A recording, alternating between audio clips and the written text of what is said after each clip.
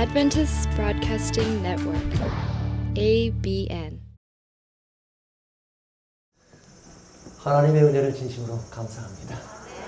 여러분, 주님의 은혜를 인해서 다시 한번 큰 박수의 아멘 함께 하나님. 참 감사합니다. 어느 날 몽골에 있는 한 선교사님이 메일을 보내주셨어요. 몽골에는 하나님을 예배하고 싶지만 오늘 주신 말씀처럼 성전이 없으므로 사당에서 예배드리고 있습니다. 성도님들, 우리 모든 마음을 합치는 일에 목사님 도와주세요. 근데 그 말씀이 지금까지 가슴에 맺혀가지고 박 목사님 미안합니다. 이런 말을 하는 저 자신이 참 비감합니다. 많이 돕고 싶었지만 이렇게 또 같은 사역의 길에서 그런 길을 동역을 하면서 짐을 나누지 못한 것 때문에 늘 마음에 부담이 있었는데 오늘 이렇게 사역을 마치고 나오면서 너무 멋진 모습으로 이렇게 한 선교지의 모습을 보여주니까 얼마나 감사한지. 성도 여러분, 정말 너무 멋지죠? 하나님의 역사가 참 감동적이지 않습니까? 야, 정말 알아들을 수는 없었지만 몽골 말로 이렇게 하면서도 하나님 찬양했지. 우리도 좀 가야금 가지고 하면 안 되겠습니까? 우리도 아젠 가지고 삥삥삥 하면서 찬양하면 안 되겠습니까? 문제는 우리의 중심입니다.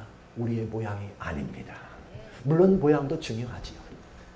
그러나 외모를 보지 아니하고 중심을 보시는 하나님이 우리의 믿음을 보아주시는 그것처럼 우리는 다양한 모양, 다양한 그런 이 모습으로 주님을 찬양할 수 있는 것을 인해서 얼마나 감사한 일인지요. 성도 여러분, 저 박 목사님한테 아무 말 안 듣고 올라왔거든요. 꼭 가실 때 한 개만 가져가지 마세요. 꼭 가실 때 한 개만 가져가지 마시고 할 수 있으면 좀 가만히 가져가셔서 하나님 성전에서 예배하는 몽골에 오는 편지를 좀 받았으면 좋겠습니다. 여러분, 크게 몽골 다 어디 가셨네 막 큰 소리로 격려의 박수와 한번 하면 몽골 사람들 들으시오. 예.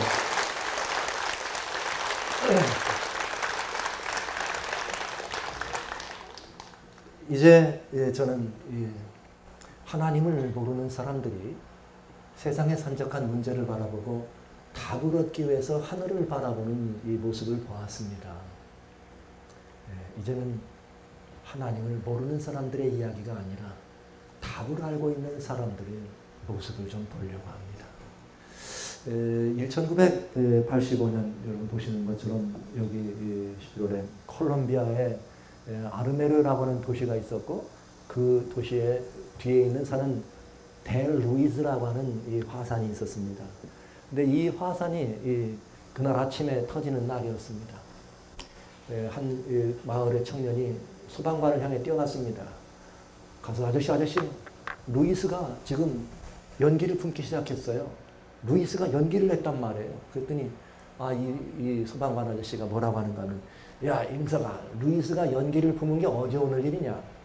그거 말이야 한 달 전에도 했고 2달 전에도 품었다. 그런데 뭘 그리 호들갑이야. 빨리 집에 나가. 오전 9시였습니다. 그래서 청년은 어쩔 수 없는 자신을 발견하고 집으로 달려갔습니다. 가족들을 불렀습니다. 이유 없다. 빨리 달리자. 그리고 청년은 뜀박질을 해서 마을을 빠져나왔습니다. 아직도 마을을 빠져나오기 직전에 드디어 거대한 화산 델 루이스가 터지면서 이 인구 5만의 도시 아르메르는 당일로 공동 묘지가 되고 말았습니다. 이제 이 화산이 터지는 이 일을 바라보면서 전 세계 사람들은 불과 20여 년 전 이야기니까요. 우리 많은 사람들에게도 경종이 될 수 있는 그런 이야기였습니다. 그런데 정말 중요한 것은 무엇이었는가? 이 아르메르라고 하는 도시의 사람들이 이 화산에 대해서 정말 우리의 마음을 더 아프게 하는 것은 몰랐다는 것이 아니죠. 여기 보시면 무슨 내용이 있는가 하면 미국 연방정부에서 1985년 여기 11월 13일이 되기 바로 한 달 전에 이미 콜롬비아 연방정부에게 거기 위험하니까 거기 밑에 있는 도시에 있는 사람들, 아르메르라고 하는 이 도시에 있는 사람들을 소개시키라고. 위험하다고. 한 달 전에 그 통보를 했고 그 다음에 연방정부로부터 미국으로부터 연락받은 그 사람들은 연방정부로부터 또 그 연락을 받았습니다. 그러나 그 사람들은 아무도 그런 영향력이 있는 것을 들었지만 아무도 토지와 자기의 집을 놓고 마을을 떠나려고 하지 않았다는 사실입니다. 그 사람들이 몰라서 당한 것이 아니라 뭐 하면서 당했어요? 알지만 뭐 하지 않았어요? 믿지 않았다고 하는 것입니다. 알지만 믿지 않음으로 말미암아서 그런 역사의 한 이슬 속에 그저 그렇게 왔다가 그렇게 사라져가는 이름도 없이 공동묘지가 마을이 변해버리는, 또 공동묘지로 변해버리는 그런 일을 겪었습니다. 세상은 지금 여러분 보신 것처럼 2012년 12월 21일에 대한 사건을 가지고 성경을 통해서 다양한 과학적 가설들을 통해서 또 천문학이나 여러 다양한 역사적인 모든 것들을 총동원해서 12월 21일, 금년 12월 21일로 초점을 맞춰가고 있습니다. 그러면서 그들은 답을 어디서 찾고 있는가? 하늘에서 찾고 있습니다. 그러나 이제 이 중요한 것은 그 하늘에서 답을 찾았다는 또 다른 사람들 이야기, 우리는 아침 시간에 여기 이 한 임금 대왕 느부갓네살의 이야기를 우리는 고었어요. 그렇게 느부갓네살이 하나님을 무시하고 경고를 무시한 채 살아가다가 그렇게 고통스러운 시절을 경했지만은 결국 그도 뭐가 참해? 기한이 참해. 때가 차면 반드시 하나님의 경륜이 이루어진다는 사실을 교훈적으로 우리에게 가르쳐 줬습니다. 이 기록들은 말세를 당한 우리들에게 경계와 교훈으로 기록해 줬습니다. 다시 말씀드립니다. 다니엘 5장은 끝나는 장입니다. 바벨론이 끝나는 장입니다. 바벨론이 끝나기 직전에 바벨론이 해야 될 일이 있다면 다니엘 4장, 하나님께로 어떻게 하는 거예요? 돌아오는 것입니다. 여러분 그렇게 아시면 다니엘 4장에 관한 이야기는 여러분 아시지만은 이 이야기가 다니엘 7장에서 반복될 때는 다니엘이 있던 느부갓네살 임금은 사자나라로 표상됐습니다. 사자와 같은 짐승 백수의 이 황제였던 사자가 이 날개도 뽑히고 가 뽑히면서 두 발로 서면서 사람의 마음을 받는 사건. 그것은 짐승같이 살았던 이 모든 사람들도 하나님께 돌아오면 인생이 될 수 있다는 사실을 보여주는 결정적 증거입니다. 우리에게 희망이 있다는 것이죠. 느부갓네살에게도 회심의 기회가 있다면 여러분 우리는 더 희망이 있습니다. 우리는 그 느부갓네살의 권면을 통해서 하나님의 약속을 이해하는 것입니다. 느부갓네살에게 이루어졌던 일들이 우리에게도 이루어질 수 있음을 믿는 것입니다. 여러분 하나님을 그렇게 대적하고 하나님을 그렇게 이 반대했던 느부갓네살도 하나님의 사람, 하나님을 전하는 전도자가 되었다면 오죽 우리는 더 잘 될 수가 있겠어요? 그런 이 역사적 사실들을 보면서 이제는 누구 차례가 되었는가? 우리들의 차례가 된 것입니다. 우리들의 무슨 차례가 되었는가? 이제 지금이야말로 온 피조물이 고통하고 탄식하는 것을 보는다. 피조물의 탄식 소리 하나만 더 들려줄까요? 여러분 1980년대부터 북미주 대륙만한 오존층의 구멍이 남반부에 떨어졌습니다. 사람들은 남극 주변에 있는 오존층이 구멍이 떨어지니까 무슨 생각을 했느냐? 아, 이거는 화석연료를 사용해가지고 이렇게 떨어진 거니까 우리 화석연료 사용을 줄이면 되겠다. 그래서 환경이라는 이런 모든 곳에서 이제 그런 에코 문제에 대해서 관심을 가지면서 요즘 말하는 탄소 배출을 줄이는 이런 법을 만들었어요. 그러면서 탄소 배출이 많기 때문에 그게 떨어진다고. 그러나 저는 그렇게 생각 안 해요. 있을 수도 없는 일이에요. 여러분 탄소 배출 화석연료는 어디서 많이 씁니까? 북반부에 사람이 많이 씁니다. 그러면 떨어지려면 아니 수익자 부담 아니에요? 여기서 많이 썼으면 북반부가 떨어져야 될 거 아니에요. 근데 왜 남반부가 떨어져? 이건 무슨 뜻이에요?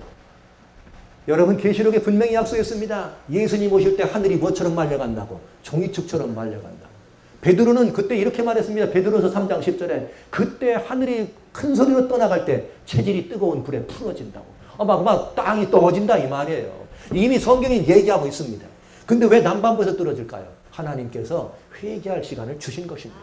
북반부에 있는 사람들이 떨어져야 하지만 안 떨어지고 남반부에 떨어진 것은 하나님의 하늘이 물려간다는 사실을 보여줬으니 회개하라는 것입니다. 그런데 놀라운 일은 2011년 4월부터 드디어 북극해 위에 있는 북반부의 오존홀이 디플레이션 물러가기 시작했습니다. 지금 우리 성도님들은 이 문제에 대해서 별로 관심이 없습니다. 그러나 매우 중요합니다. 북반부의 오존홀이 무너지고 싶기 때문에 북반부가 지금 어떻게 되고 있어요? 위험하게 됐어요. 그때 발표된 환경문제 연구는 뭔가? 그린랜드 사건이었습니다. 그린랜드에 대한 대답이 10년 안에 이루어지지 않는다면 우리 지구는 끝장이 난다. 왠지요. 여러분 아시는 것처럼 창조설의 결정적인 증거가 어디에 들어있느냐? 그린랜드 지하 속에 들어있습니다. 왜냐하면 모든 푸른 풀과 나무들이 어디에 있어요? 그린랜드 밑에 있어요. 거기는 동토예요. 지구촌의 냉장고 중에 하나이기 때문에 완전히 얼렸습니다. 그런데 북반구 오존홀이 뚫어지면서 북극해가 녹고 있죠. 그러면서 그린랜드가 녹아요. 녹으면 땅 밑에 있는 푸른 풀이 어떻게 됩니까? 썩지요. 여러분 한국 사람들이 옛날에 농촌에서 연료가 없으면 메탄가스를 만들었어요. 메탄가스가 이 유기물이 부패하면 뭐가 됩니까? 메탄가스가 됩니다. 그런데 지금 그린랜드가 뭐하고 되어 있느냐? 지금 녹고 있습니다. 그럼 그 밑에 있는 모든 풀이 녹으면 뭐 되는 거예요? 완전히 냉장고 전기 나가면 4일이면 완전히 확 썩잖아요. 4일도 안 가지. 지금 이거는 과학으로 해답을 내릴 수 없는 사건이에요.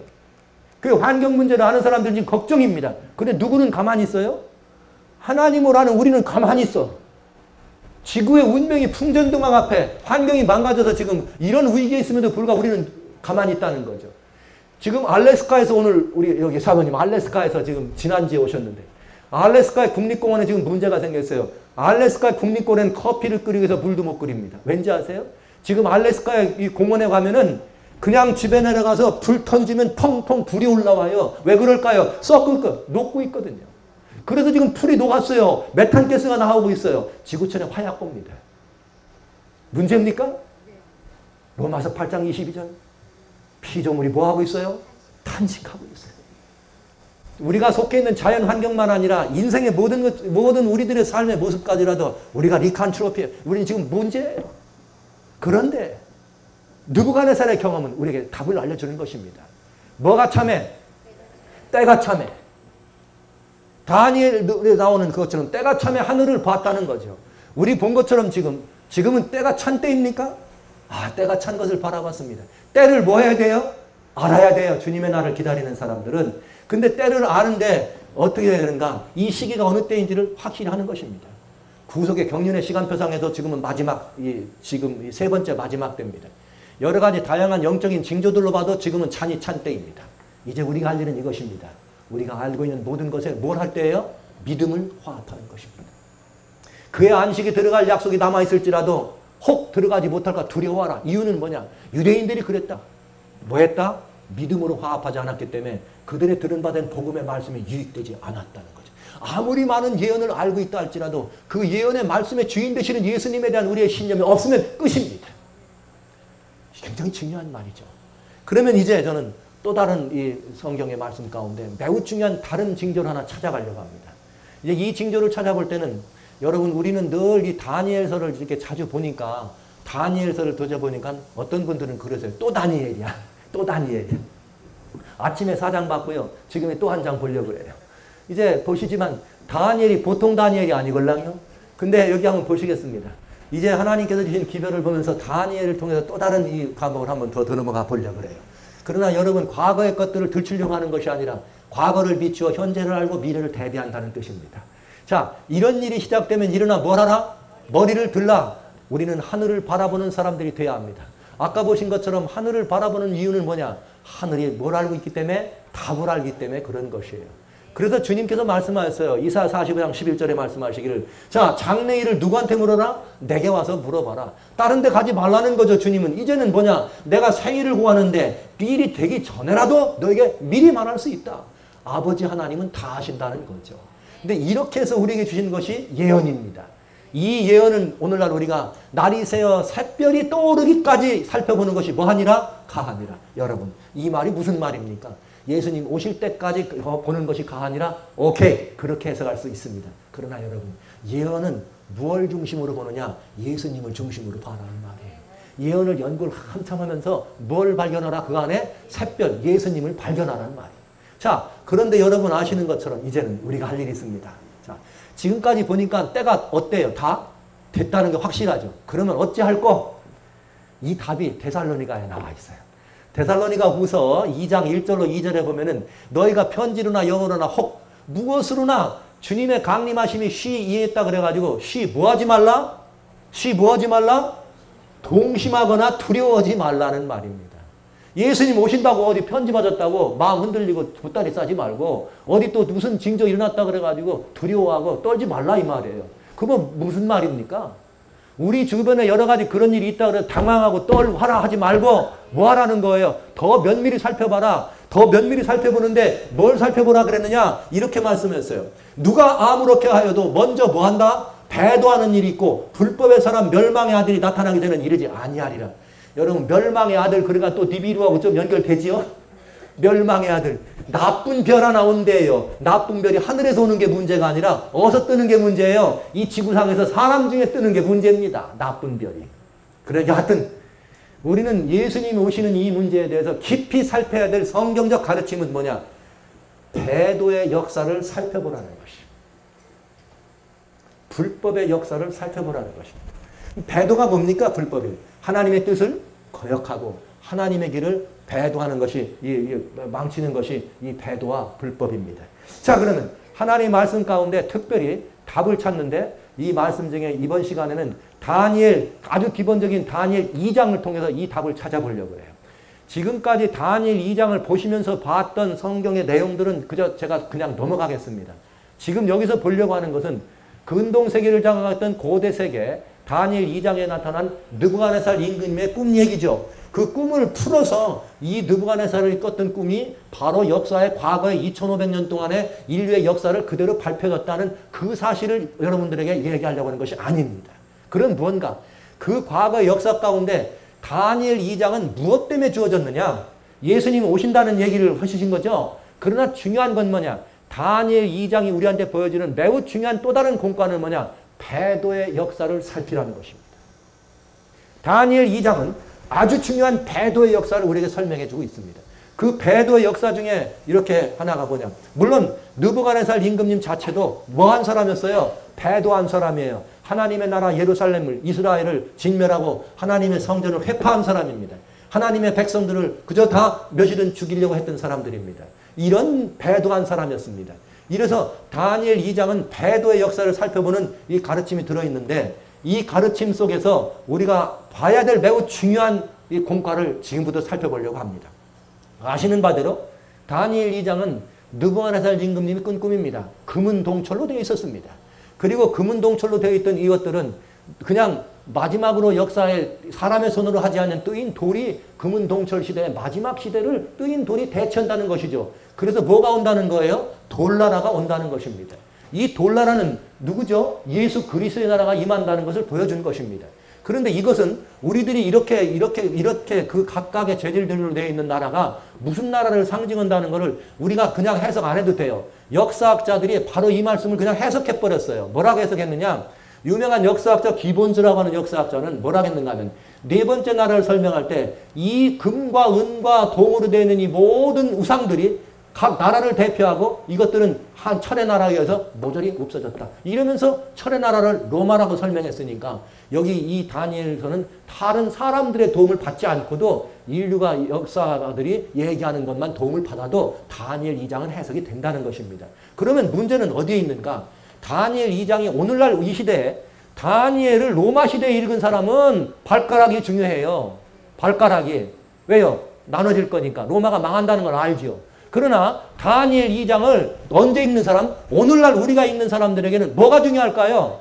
발가락이 중요해요? 아니에요. 뭐가 중요해요? 발가락 말고 하나 더 있어. 발가락끼리 뭐 하는 거예요? 발가락끼리 뭉치려고 하는 게 우리가 볼 일이라 이 말이죠. 그래서 다니엘 2장은 배도의 역사를 우리한테 아주 여실히 보여줍니다. 아시는 바대로 여러분 그 다니엘을 보면 진흙이 섞였는데 다른 인종과 서로 섞이지만 피차에 합하지 아니함이 이럴 거다. 여러분 이 사람들이 내일 일을 얘기할 때 내일 해가 뜰 거야. 이건 단순한 미래입니까? 의지가 담긴 미래입니까? 해가 그냥 뜨는 건 단순하죠. 근데 너 내일 죽을 거야. 어떤 사람이 그랬단 말은 뭐 한다는 소리예요? 내가 너를 어떻게 한다는 거예요? 내일. 죽인다는 얘기죠. 그래가지고는 의지가 있는 거예요? 단순한 거예요? 물론 내일 죽는 거 단순할 수도 있어요. 내일의 운명을 모르니까. 그렇지만 뭐가 담긴 거예요? 의지가 담겼어요. 그런데 여기 이 본문의 말씀을 좀 저희들이 자세히 보면은 합하지 않는다고 하는 이 일을 합하려고 하는 시도, 이게 바로 무슨 시도예요? 배도죠. 중세를 통해서 여러 가지 다양한 시도들이 이 유럽을 나눠져 있는 10발가락을 하나로 하려는 시도가 있었다는 것입니다. 이런 모든 시도 자체도 뭐예요? 배도예요. 하나님이 금하신 것입니다. 여기 성경에 합하지 않았다는 말은 하나님께서 합하지 말라고 명령하신 것이에요. 이제 다니엘 2장의 이 마지막 명령을 합하지 말라는 명령, 즉 이 말은 무슨 말입니까? 의지미래라 이 말이에요. 합할 수 없다 이가 애쓰지만 이 말은 의지가 담겨 있어요. 왜 안 된단 말이에요? 하나님께서 안 하게 하신다는 뜻이죠. 이 말은 무슨 말이에요? 합하지 말라는 뜻입니다. 그럼에도 불구하고 이 나라가 합하는 시도를 지속적으로 한다면 그것은 무엇을 의미하는 거예요? 배도를 의미하는 것입니다. 이제 지금부터 있어야 될 매우 중요한 우리들 이 시대에 봐야 될 매우 중요한 예언을 오늘 지금 이 시간과 이 저녁 시간과 내일 아침에 볼 거예요. 지금부터 3가지를 보려고 합니다. 이 3가지 속에는 우리 성도님들이 지금까지 알고 계신 거지만 믿지 않았기 때문에 그냥 넘어간 게 너무 많다는 거죠. 그걸 보시게 될 거예요. 자, 합하지 말라는 명령인 것입니다. 그럼에도 불구하고 여러분 아시는 것처럼 철과 이렇게 흙으로 지켜진 이 다니엘이 10나라 시대를 주장했던 이 10나라가 합하려고 하는 시도를 어떻게 했다는 거예요? 했다는 거죠. 그런데 성경은 이렇게 말합니다. 풀은 마릅니다. 이사야는 말하기 40장 8절에 꽃은 어떻게 합니다? 시듭니다. 그러나 우리 하나님 말씀은 어떻게 합니다? 영영이 섭니다. 10나라로 나뉜다고 할 때 로마의 분열을 예언하신 그 하나님이 오늘은 침묵하실까요? 그때는 예언하신 하나님이 말씀하셨는데 지금은 그 하나님이 침묵하실까요? 아닙니다. 지금도 말씀하십니다. 그럼 지금 말씀하신 그 하나님 말씀도 그때는 맞았는데 지금은 안 맞을까요? 맞습니다. 그러면 그게 무언지를 우리는 어떻게 해야 돼요? 살펴봐야죠. 합하지 말라는 말을 오늘날 이 시대의 운동으로 한번 가져가 볼까요? 결국 왜 합합니까? 유럽 사람들이 하나가 되려고 하는 것은 한 나라를 만들려고 하는 이유는 뭐냐? 하나의 통치자 아래 유럽을 뭐 하려고 하는 거예요? 묶고자 하는 시도였습니다.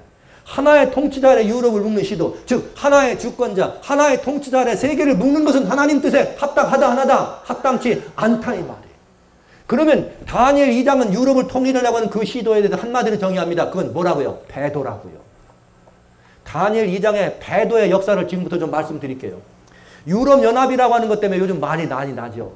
요즘 뭐 유럽연합, 유로존이 위기니 왜 이런 일이 있는가? 우리는 금방 성경을 알기 때문에 별로 놀라지 않고 알 수가 있습니다. 예, 이렇게 알 수가 있죠. 1946년에 윈스턴 처칠이 말이죠. 이제 이 전쟁이 2차 세계대전이 끝난 다음에 이게 뭔가 좀 조짐이 시삼치 않다. 우리가 서로 말이 남도 아닌데 이렇게 싸워도 되겠나. 유럽을 하나로 어떻게 할 수 있는 일을 뭔가 좀 모여서 함께 살아야 되지 않겠나. 이런 얘기를 한 것이 기회가 돼가지고 이 드디어 유럽에는 무슨 일이 벌어지는가. 이것을 통해서 유럽을 하나씩 하나로 만들려고 하는 시도가 시작됐습니다. 그래서 1900 여기 보시는 것처럼 조금 화면이 흐려서 잘 안 나오죠. 1946년에 윈스턴 처칠이 한 말을 받아서 48년부터 어디서 모이느냐? 브뤼셀이라고 하는 곳에서 모여가지고 유럽 이 협약이 이제 시작되기 시작했어요. 그러면서 이 역사가 시작되는데 처음에는 우리 그저 쇳덩어리 팔아먹고 석탄 팔아먹는데 하나 되자. 이래가지고 서로 유럽 철강 경제 공동체, 유럽 경제 공동체 이런 식으로 유럽이 하나씩 움직여가기 시작합니다. 그러면서 유럽의 안보를 위해서 우리가 서유럽 사람들이 모여야 되겠다. 잘 사는 우리끼리 모이자 해가지고 만들어진 것이 또 다른 협약이 유럽연합입니다. 서유럽 연합입니다. 서유럽 연합은 유럽 안보를 위해서 만들어진 것이고 이거는 뭐를 의미하느냐? 네토라고 하는 군대를 의미해요.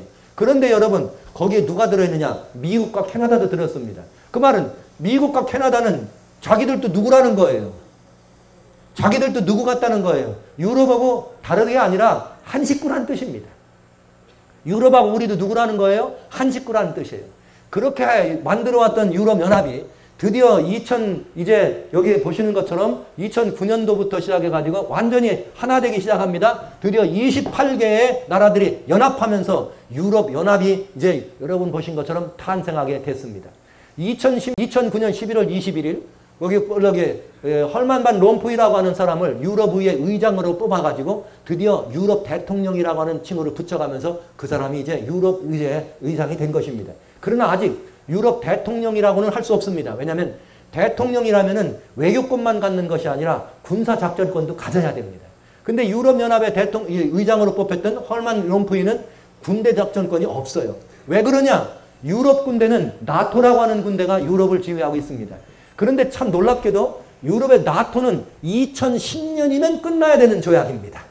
원래 2010년에 나토는 문을 내리게 돼 있어요. 서유럽연합은. 그런데 아직도 나토가 활동합니까? 활동합니다. 금년 3월에 스카고에서 서유럽이 모였습니다. 모이면서 뭐라 했느냐? 조금 더 가자 그랬어요. 말하자면 군대 움직일 수 있는 권한을 유럽 대통령한테 주잔 말이에요? 안 주잔 말이에요? 안 준단 말이에요. 그러니까 이미 의회는 구성이 됐지만 유럽은 연합은 완전히 구성된 것은 아니라는 것입니다. 그런데 이 과연 유럽연합이 어떤 일을 하고 있는가? 지금 이게 브리겔이라고 하는 곳에 유럽에 있는 스탠스부르크라고 하는 곳에다가 유럽 의사당을 지금 짓고 있는데 그 의사당 모습을 보면 아주 재밌습니다. 이게 지금 브리겔이라고 하는 사람이 무너진 바벨탑을 그린 것입니다. 그런데 새로 스트라스버그라고 하는 곳에다가 유럽 의회 의사당을 짓는데 어떻게 짓느냐? 브뤼셀에 있는 건 유엔 본부죠. 유럽 본부지만 의사당은 스트라스버그에 있습니다. 옛날 고대 무너진 바벨탑의 모양을 현대 감각적으로 만든 그 모양을 그대로 의사당을 짓고 있습니다. 뭔가 좀 느낌이 오지 않으세요? 뭔가 느낌이 오지 않으세요? 그러니까 지금 유럽연합이라고 하는 이것은 상징적으로 뭘 쌓고 있는 거예요? 바벨탑을 쌓고 있는 거예요. 바벨탑을 쌓는 정신이라니 말이에요. 바벨탑의 정신이 뭐예요? 우리 이름을 하늘 꼭대기에 내자는 게 바벨탑 정신입니다. 이사야는 말했습니다. 저가 북극지폐 산 위에 올라 지극히 높은 자가 비기리라. 내가 북극지폐 보좌 위에 어떡하리라? 좌정하리라. 이것이 바벨탑을 쌓는 정신이었고, 이것이 사단의 정신이었고, 이것이 인간을 움직이는, 하나님을 모르는 사람들을 움직이는 이 세속의 사상이었습니다. 그런데 이 운동이 과연 어떻게 될까? 이렇게 되는 운동은 과연 어떻게 될까? 여러분, 이제 하나님의 말씀은 영영이 선다 그랬으니까 유럽연합 성공할까요? 안 할까요? 확실합니까? 그런데 왜 가만히 계세요? 안 될 걸 알면 우리가 뭘 해야 돼요, 지금? 이게 지금 가만히 있으면 안 되는 거죠. 이걸 가만히 놔도. 왜냐면 예언을 주셨거든. 예언을 누구한테 줬냐? 예언의 백성, 예언의 신이 누구예요? 예언의 신을 가진 백성들에게 주셨단 말이에요. 안 될 걸 알지만 우리는 아무도 얘기하지 않아. 안 될지 될지. 유럽 사람들은 모인다더라. 근데 뭐 지금 대통령도 뽑았다더라. 이렇게 하지. 하나님을 아는 사람들이. 이게 참 이상한 일 아닙니까? 참 이상한 일입니다.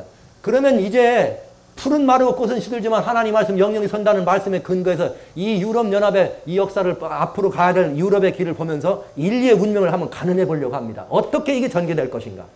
과거를 통해서 현재를 알고 미래를 예측할 수 있다. 배도의 역사를 한번 보겠습니다. 첫 번째 배도의 역사는 여러분 아시는 것처럼 바벨탑을 쌓는 정신입니다. 창세기 11장에 온 땅의 구음이 하나였습니다. 사람들이 동방으로 옮기다가 신할 땅에서 뭘 쌓습니까? 바벨탑을 쌓습니다. 그리고 그런 진흙으로 이렇게 이 대를 쌓아서 이렇게 성과 대를 만들고 대 꼭대기를 하늘 꼭대기라서 우리를 이렇게 지면에 흩어짐을 면하자. 하나님의 명령은 뭐죠? 땅을 어떻게 하라? 정복하고 땅에 뭐하라? 충만하라.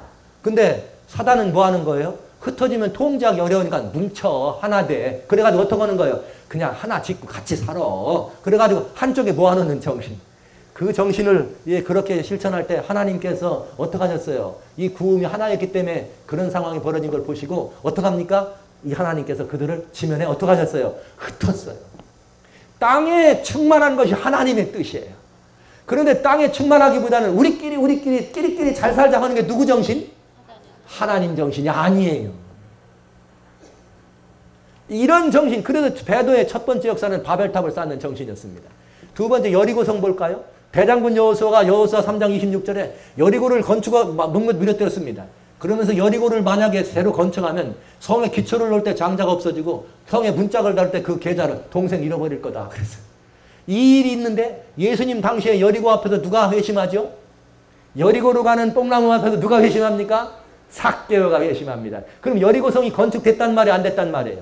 됐단 말이죠. 그러면 하나님이 하지 말라고 했는데 여리고성을 건축했으니까 지금 누가 무슨 짓을 한 거예요? 누군가가 하나님의 뜻을 거역한 것입니다. 그게 어디 나오느냐? 역대상 16장 34절에 말씀이 나왔습니다. 그때에 베델 사람 히엘이, 누가요? 히엘이란 사람이 여리고를 중건합니다. 그래서 여리고를 중건할 때 여호수아의 말씀 그대로 성에 기초를 넣을 때 장자 아비람을 잃고 성에 문짝을 달 때 그 말제 아들 스굽을 잃었습니다. 말씀대로 맞습니까? 하나님 말씀 영영이 섭니까? 하나님 말씀 분명합니다. 그러면 여리고성만이 아니죠. 바벨론 한번 볼까요? 바벨론이 무너질 때 예레미야 51장에 바벨론 이야기가 쭉 나오면서 거기는 다시는 사람이 지나가는 곳이 되지 않는다고, 그리고 그 성읍들은 황폐해서 이루어질 수 없다고 하나님이 말씀하셨습니다. 그런데 무슨 일이 벌어지느냐? 어떤 사람이 만약에 다시 중건하려고 하더라도 그 일은 안 되고 그런 일은 이루어질 수 없다는 것이에요. 다시는 일어날 수 없다고. 그런데 이 바벨론을 다시 일으키려고 하는 시도가 있었습니다. 그는 누구인가? 대군 알렉산더였습니다. 그는 약관한 나이 20살 남짓한 나이에 그는 이 그리스의 황제가 됐습니다. 그런 다음에 팔랑크스라는 기병들을 이끌고 10년 동안 정복전쟁을 일으켜서 어디까지 가느냐? 인도까지 쳐들어갔습니다. 인도에 쳐들어갔을 때 인도에 가서 고생을 많이 했어요. 알렉산더가 인도에서 죽을 뻔했어요. 그러다 죽을 뻔하는데 사람들이 사기가 떨어졌어요. 그러니까 친구가 돌아가자 그랬더니 아리스토텔레스의 아들이 친구였거든요. 그 친구가 돌아가자 안 되겠다 그랬더니 친구를 창으로 찔러 죽였어요. 그래놓고 마음에 너무 이건 마음이 들어가지고 회군을 하는 것입니다. 그래서 알렉산더가 돌아오기 시작했어요. 돌아와서 어디에 머물렀느냐? 바벨론에 무너진 바벨론에 들어갔습니다. 그런 다음에 알렉산더가 호언장담했어요. 여러분 고대 성 바벨론은 무슨 성이죠? 운하가 있는 도성 아닙니까? 그래서 알렉산더가 바벨론에 도착해서 한 첫 번째 일이 뭐냐? 관계 수로를 건설하는 일입니다. 내가 바벨론을 다시 재건하겠다고. 그러다가 거기서 바벨론은 재건하면 돼야 안 돼요? 안 되지요. 하나님이 안 된다 그랬어요. 예언은 말이죠. 성도 여러분, 예언을 읽으실 때는 안 되리라 이 말씀은 무슨 뜻이냐면 하면 되지 않는다, 하지 말라는 뜻이에요. 왜냐하면 하나님께서 미리 내다보고 안 된다고 이 말씀은 안 되게 되니까 하지 말라는 명령인 것입니다. 그래서 바벨론을 재건하려고 했던 알렉산더가 결국은 어떻게 됩니까? 약반의 나이 30이 간 넘은 나이에 그만 거기서 습지엘에 걸려가지고 죽습니다. 그는 아들도 하나 못 남기고 그냥 죽어요. 유복자가 하나 있었는데 나중에 그 유복자도 그만 이런 그냥 희생양이 되고 맙니다. 비참한 최후를 마쳤습니다. 근동세계뿐만 아니라 전 인류 역사상 정말 가장 위대한 하나의 어떤 이 군인 정치가로서 알렉산더는 꼽힐 만한 사람입니다. 플루타크 영웅전의 절반 이상을 차지하는 사람이 알렉산더입니다. 많은 일화를 남기기도 한 사람이죠. 많은 일화를 남기기도 한 사람이지만은 그도 역시 아무 하나 남기지 못하고 공수고 빈손으로 왔다가 빈손으로 돌아가는 대왕이 된 것입니다. 여러분, 알렉산더가 왜 30살 간 넘어가지고 왜 죽어요? 왜 죽어요? 그는 하나님의 뜻을 뭐한 사람이에요? 거역한 사람. 성경은 바벨론이 하늘까지 오른다고 하자. 그렇지만 멸망시킬 자가 내게서부터 그들에게 이 말이라. 절대로 바벨론 어떻게 된다? 안 된다고. 근데 이런 역사들이 이렇게 이루어지는 걸 보고 있는데 네 번째 유럽을 성경 그대로 통일하려고 하는 역사가 있습니다. 그는 누구냐? 나폴레옹. 나폴레옹은 포병대입니다. 포비를 가지고 영국을 쳐들어가서 유럽을 하나 하려고 하다가 그만 1815년 워터루 전쟁에서 나폴레옹이 망합니다. 근데 사실 워터루 전쟁에서 만났던 영국의 웰링턴 장군은 나폴레옹의 적수가 아니었어요. 아니었지만 하나님이 함께 하셨죠. 비가 왔어요. 포병은 비가 오면 포 끌고 갑니까? 아스팔트 있는 것도 아닌데 못 끌고 가죠. 그래가지고 밑에 있는 부하장수가 장군 어떡할까요? 진군하지 말아라. 그랬는데 이 말아라 하는 명령을 진군하라는 명령으로 잘못 알아듣고 진군! 그만 그걸로 끝났죠. 뭐.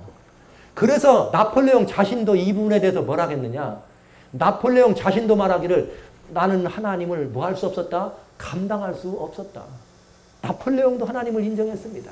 유럽을 통일하려고 시도가 실패한 이유는 그 통일하는 시도가 실패한 이유는 2차 세계대전 당시에 히틀러가 유럽 통일을 거의 다 해서 처칠이 말이죠. 항복하려고 하는 직전에 손을 들고 안고 다시 한 이유는 하나님이 개입하셨기 때문입니다. 뭐 하지 말라? 합하지 말라. 그런데 이 합하는 일에 대해서 또 다른 배도가 있는데 여러분 1991년 1월 15일 날 걸프만 전쟁이 터졌어요. 걸프만 전쟁의 주인이 누구냐? 사담 후세인입니다. 사담 후세인이 걸프만 전쟁을 일으킬 때 전 세계는 3차 세계대전이 일어난 줄 알았습니다. 아마겟돈 묵시의 전쟁이 일어난다고 그랬습니다. 그랬는데 이 사담 후세인이 뭐한 사람이냐? 사담 후세인이 이런 사람이에요. 자, 나는 스스로를 옛왕조 시대 영웅에 비유하고 유적을 재건하며 바벨론을 일으킨다. 바벨론을 일으킨다고 호언한 그날, 그는 뭐하는 날이에요? 끝나는 날이죠. 그래서 이때 사담 후세인이 이 전쟁을 일으켰을 때 제가 이 신문을 보고 그때 저희 성도님들과 같이 아이고 사담 후세인 끝났습니다. 왜냐하면 안 봐도 알아. 여러분 좋아하시죠? 안 봐도 뭐야? 안 봐도 뭐? 비디오? 뭐 그런 말 많이 안 봐도 비디오야. 왜? 하나님의 말씀을 믿으면 안 봐도 비디오. 그러더니 2003년 여기 다시 사담 후세인 붙잡혀가지고 2006년 12월 달에 그만 가게 됐습니다. 이것을 보는 것은 매우 중요한 과거입니다. 자, 말세에 뭐가 쌓여지고 있다고요? 지금 바벨탑이 쌓여지고 있습니다. 성공할까요? 실패할까요? 실패합니다. 지금 여러분 보신 것처럼 이 유럽연합이라고 하는 것이 말세에 바벨탑을 타고 등장했습니다. 2010년까지 서유럽연합이 이렇게 가야 되는데 안 가. 유럽 대통령은 아직 남아있어요. 유럽 대통령에게 모든 권한을 준 것이 아닙니다. 아직은 안 이루어졌단 말이죠. 그런데 이제 이 사건이 어떻게 전개되느냐. 1995년도부터 유럽을 통일하는 시도 중에 하나가 뭐였느냐면 이제는 로마 교황청까지 합쳐가지고 이제는 먼저 통일을 위해서는 영적인 통일을 해야 되겠다. 여러분 영적 통일이라는 말은 무슨 말이에요? 신앙이 같아야 된다는 뜻이죠. 여러분 하나님을 알고 있는 하나님의 교회에서 하나님의 말씀에 하지 말라고 하는 것을 하나님 말씀에 하지 말라고 하는 일을 이루기 위해서 통합하자는 말이 맞는 말일까요? 그런 말일까요? 이건 옳은 말이 아니야. 그런 말이야. 그런데 성경을 가지고 가리키는 하나님의 나라에서 하나님의 왕국에서 그렇게 유럽 통일을 하는데 영적으로 하자고 하는 일은 있을 수 없는 일이다. 그래서 데살로니가 후서 2장에는 자칭 하나님이라 하면서 어디서 앉아서? 하나님의 성전에서. 그러니까 배도는 다른 사람들이 일으키지 않아요. 하나님을 아는 사람들 속에서 일어난다 이 말이죠. 그런데 이제 지금까지는 과거를 보셨어요. 과거를. 이제부터가 중요해요. 이런 일이 벌어지는데 여러분 유럽연합의 미래 벌써 뻔합니다. 이렇게 해서 유럽의 의장을 뽑아가지고 이제 유로존이라는 것이 탄생하면서 뭔가 시작하려고 하는데 그래서 유럽 의사당도 짓는데 바벨탑의 모양을 싸가지고 새로운 유럽 의사당도 짓자 이런 일이 벌어지는데 갑자기 삐그덕거리는 소리가 나기 시작하네. 2010년도부터 스페인이 난리치더니 이젠 그리스가 말이죠. 뭐예요? 자꾸 위험하다고 10년 11년 자꾸 위험하다고 하더니 그리스가 위험하다고 하니까 이번에는 누어도 위험하대요. 스페인도 위험하대요. 그리스는 완전히 그냥 뱅크럽시 됐고요. 스페인도 이제 디폴트 부채 상환 능력이 없는 나라가 지금 돼가고 있네. 이태리도 도와달라고 하려고 그런다네. 그런데 바로 여기 들어오기 엊그저께 바로 무슨 일이 있었느냐. 독일이 그 모든 것들에 가장 많은 재원을 가지고 있는 나라입니다. 독일이 지금 뭐라고 하느냐. 신용평가에서 독일 신용평가를 꺾었어요.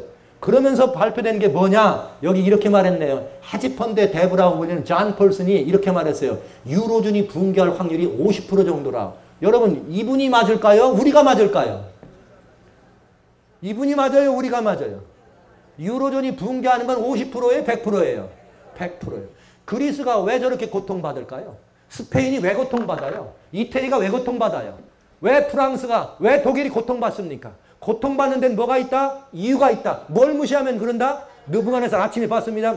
하나님을 무시하고 그의 경고를 무시하면 뭐가 임한다? 고난이 있다 이거예요. 유럽 사람들이 말이죠. 유로존을 만들어 하나의 대제국을 구성해 가려고 하다가 지금 뭐 받고 있는 거예요? 고통스러워. 지금 유럽 사람이 고통스러워요. 막 자기들만 고통스러우면 괜찮은데 대적하다가 그냥 그 불통이 튀어가지고 어디까지 고통스러워? 아 조선까지 고통스럽다는 거예요. 조선까지. 이게 말이죠. 이상한 일 아닙니까? 근데 여러분 미국이 뭐라 그랬다고요? 우리가 남인가? 그러면서 자기들도 누구라고? 나토는 서유럽연합인데 시카고에다가 회의 갖다 일으키면서 몇 년 더 하자 그래요. 몇 년 더 하자고. 미국이 뭐 하려고 하는 거예요? 영향력을 행사하자고 하는 얘기인데 조금 더 자세히 볼까요? 이렇게 계속 문제가 되면 이르면 3개월, 늦어도 2년 안에 유로존은 붕괴할 것 같다고 이렇게 발표가 나오네요. 걱정. 우리는 안 봐도 뭐예요? 안 봐도 미디어 다 알아. 어떻게 될지는. 왜요? 하나님의 말씀은 영영이 뭐 하는 걸? 서는 것을 보기 때문에.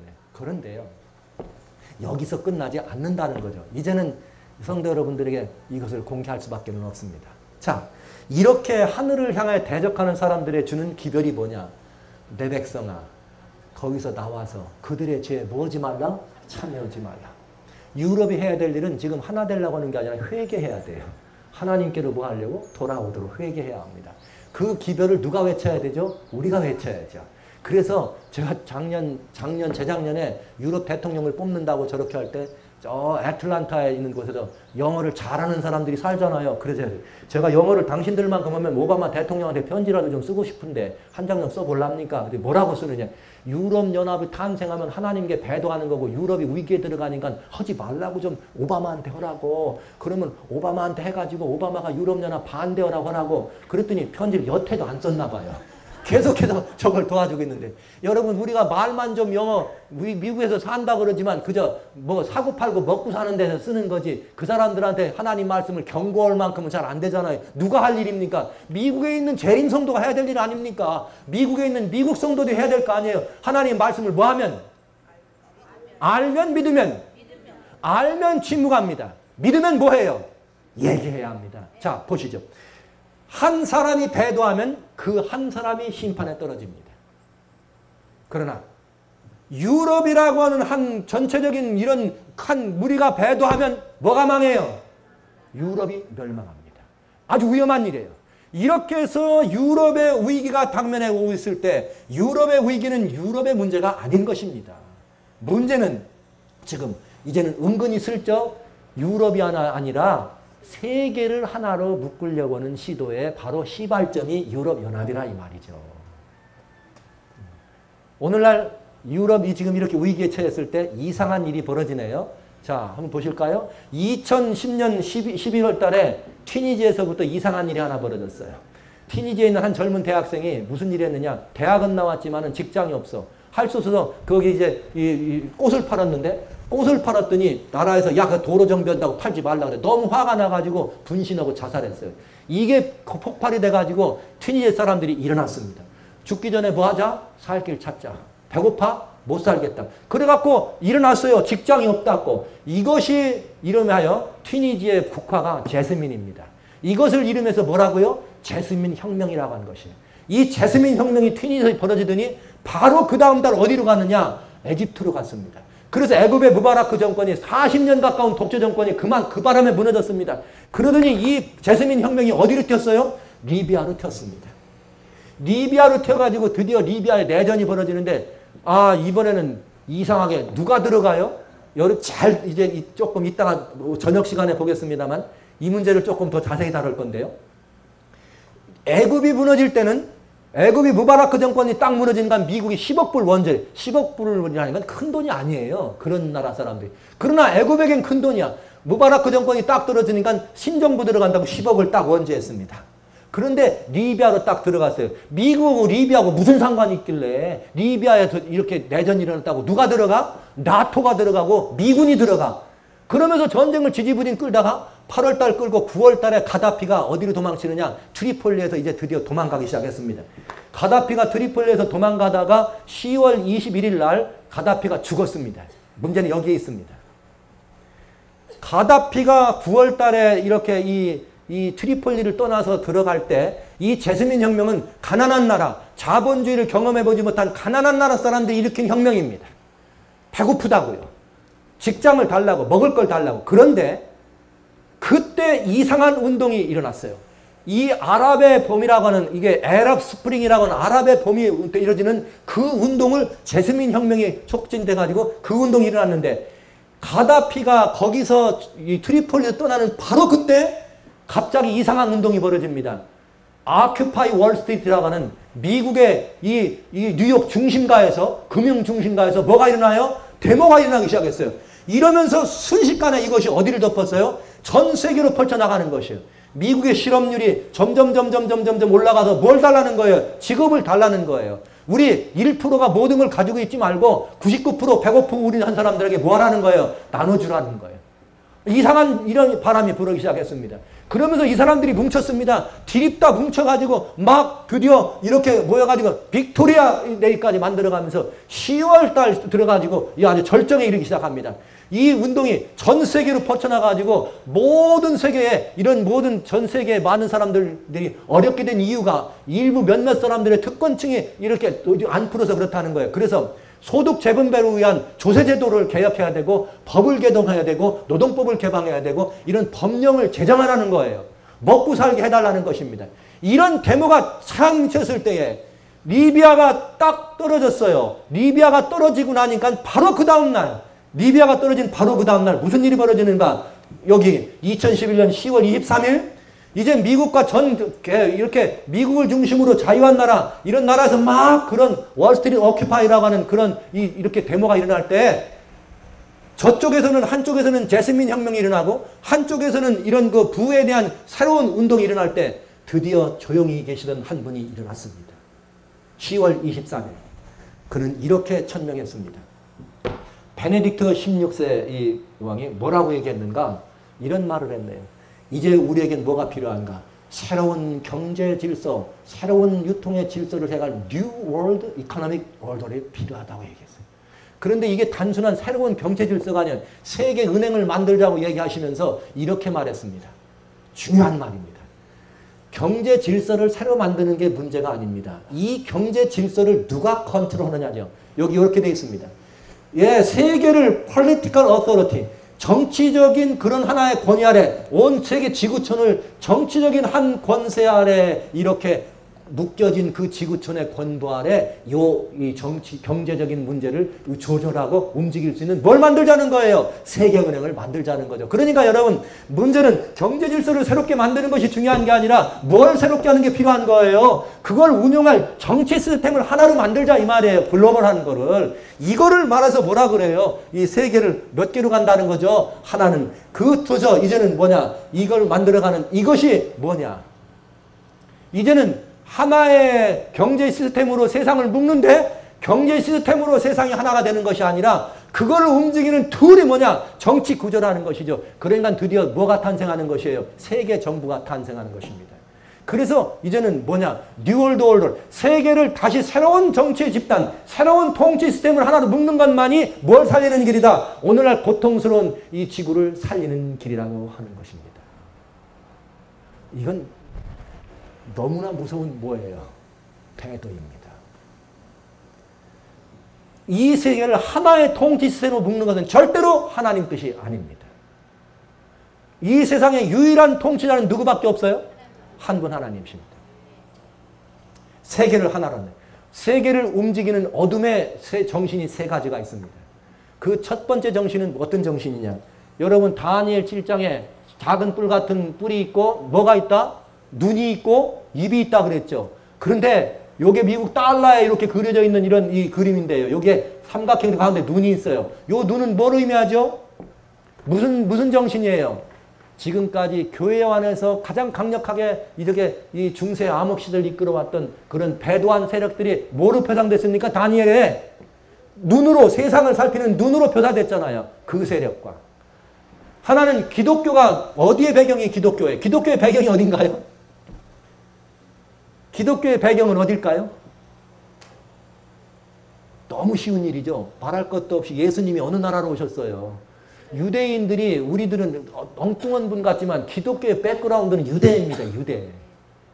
유대 사람들 중에 어둠 속에서 일하는 사람들이 가지고 있는 하나의 비밀 결사단체의 모습이 이 삼각구도로 되어 있는 이렇게 이 삼각 이런 이 형식으로 되어 있는 상징입니다. 말하자면 유대 사상입니다. 하나는 이건 무슨 사상이에요? 하나님을 대적하는 교회 안에서 하나님을 대적하는 사상입니다. 그런데 여기에 뭐가 있어요? 요거 초승달. 요게 무슨 어떤 정신이죠? 초승달이 뭡니까? 이슬람입니다.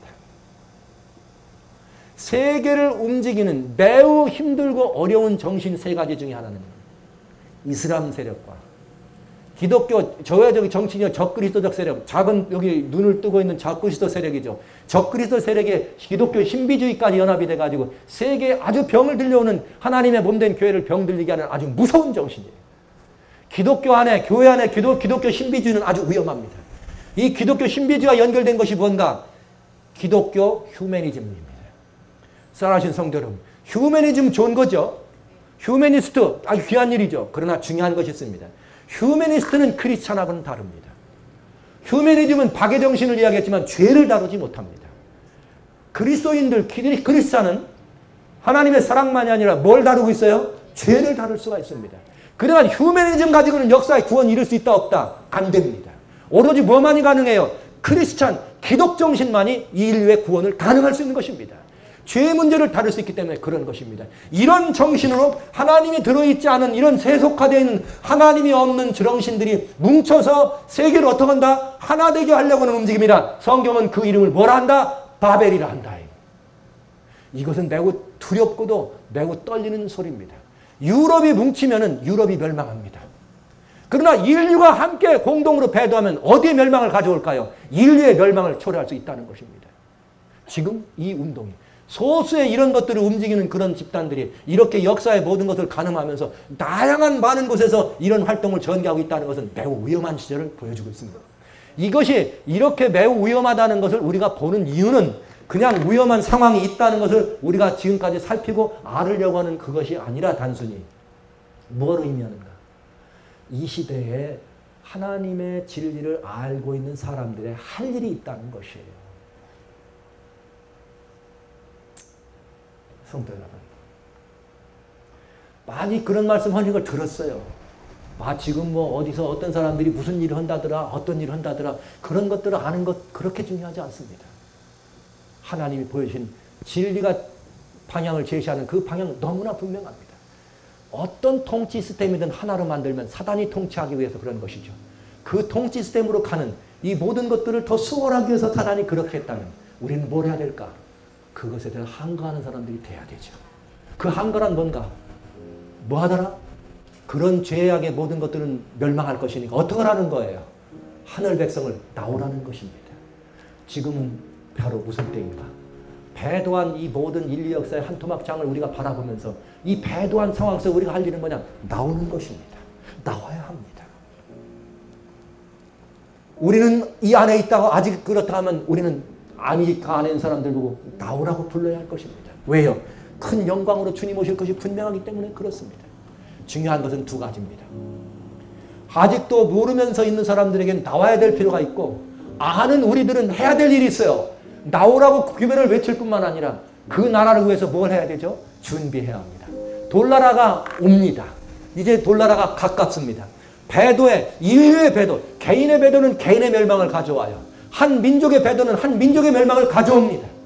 그러나 인류의 배도는 인류의 멸망을 가져옵니다. 불행하게도 임금님이 배도하면 백성이, 르호보암이 배도했더니 반 백성이 다 떠나갔어요. 르호보암이 회개하니까 하나님이 또 백성을 살렸어요. 여러분, 이스라엘의 역사는 그걸 보여줍니다. 왕이 배도한 길로 가면 백성이 다 배도하는 것이에요. 인류를 움직이는 지구촌의 지도자들이 하나님께 돌아오지 아니하고 하나님을 모르고 하나님을 대적한다면 인류의 배도를 조장하는 것입니다. 위험합니다. 위험합니다. 그러나 여러분, 그 일이 만약에 그렇게 어렵고 어려워도 끝까지 가면 결국은 어떻게 될까요? 방법은 하나밖에 없어요. 뭐 하는 것? 끝나는 것. 그러면 끝나는 건 누가 오시는 거예요? 예수님 오시는 것입니다. 사랑하신 성도 여러분. 그러면 이 많은 사람들에게 저들의 받을 죄에 참여하지 말고 돌아오라는 기회를 외칠 뿐만 아니라 누구를 또 살펴봐야 돼요? 우리도 살펴봐야죠. 준비됐나요? 준비됐나요? 무얼 준비하셨나요? 어디 가요 못 가요? 돈으로 가요 못 가요? 그러면 명예로 가요 못 가요? 그러면 권력으로 가요 못 가요? 못 가요? 준비됐나요? 손 허리할 준비 말고 뭐 할 준비? 믿음으로 갈 준비 되셨나요?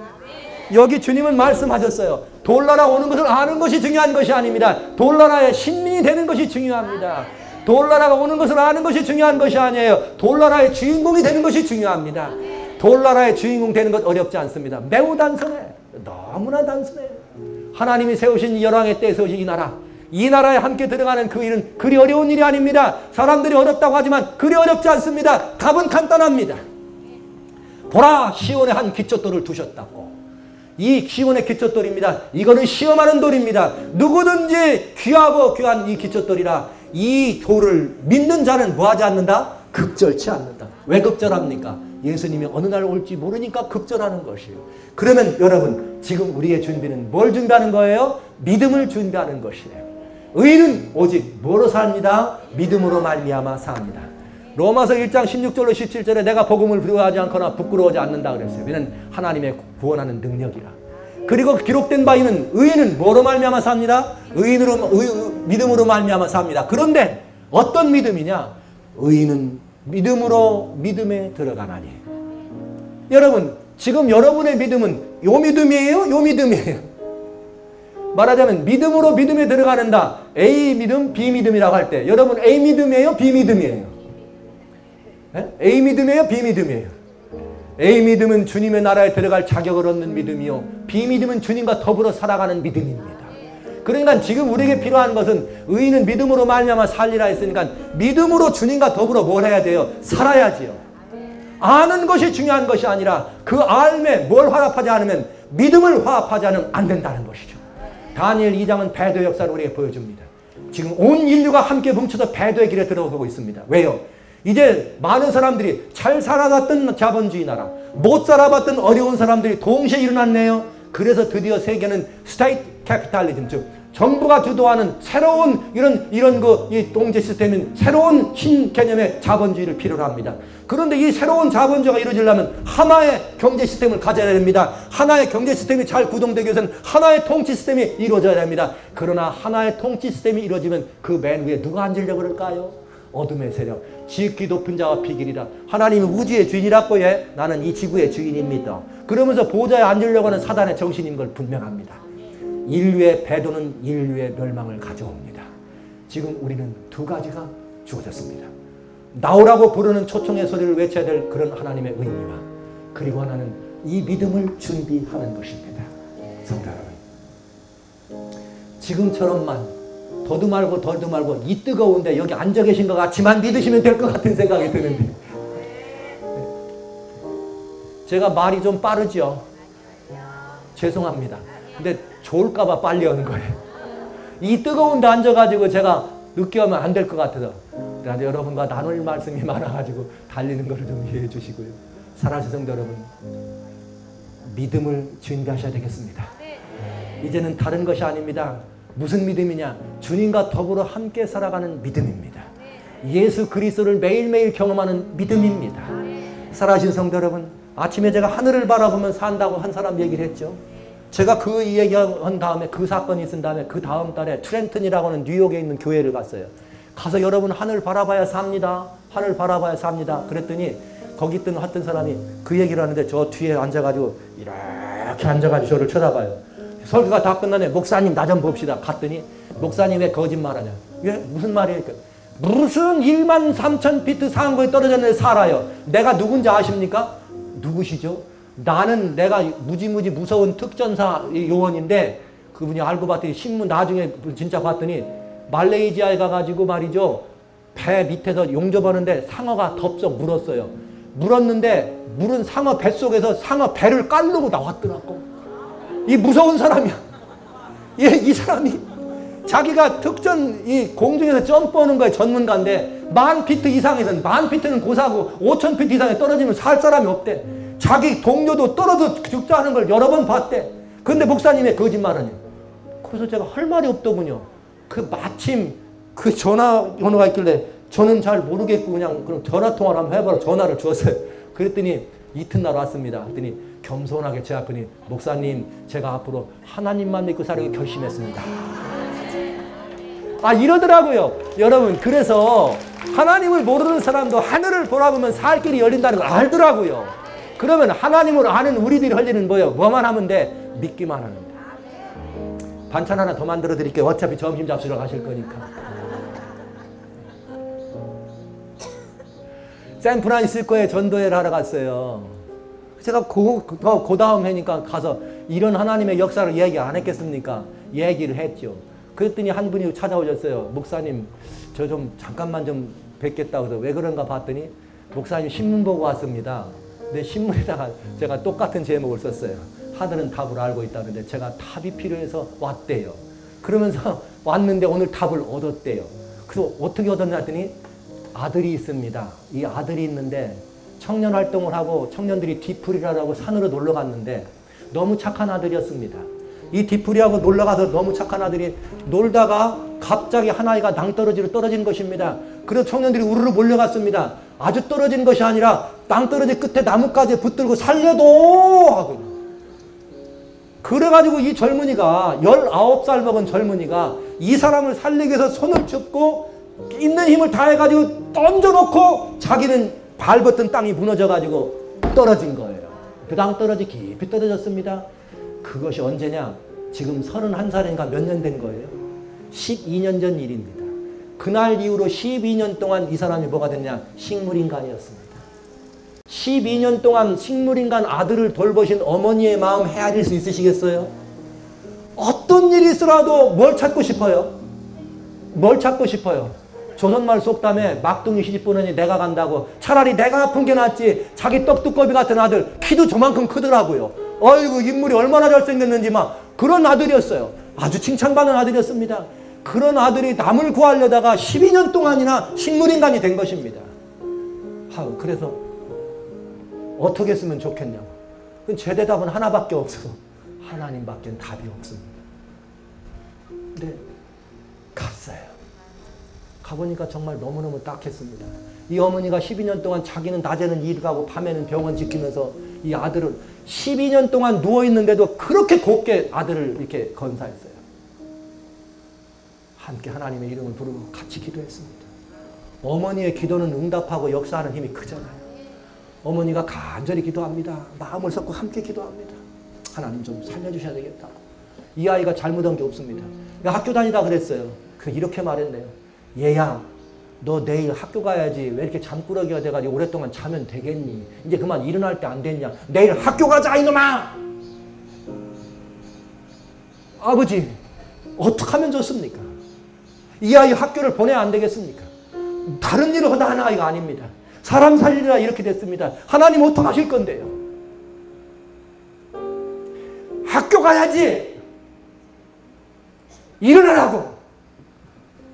근데 하나님이 역사하셨어요. 하나님이 역사하셨어요. 하나님은 살아계십니다.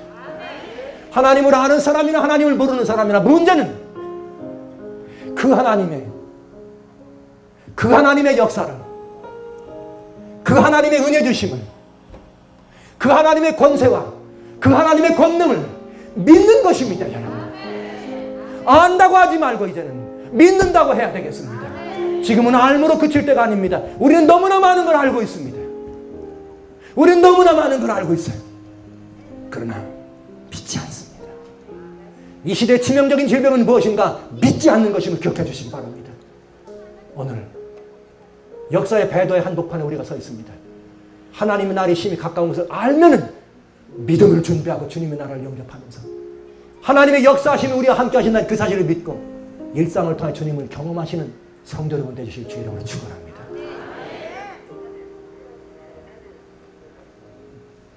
준비되셨나요? 정말 준비되셨어요?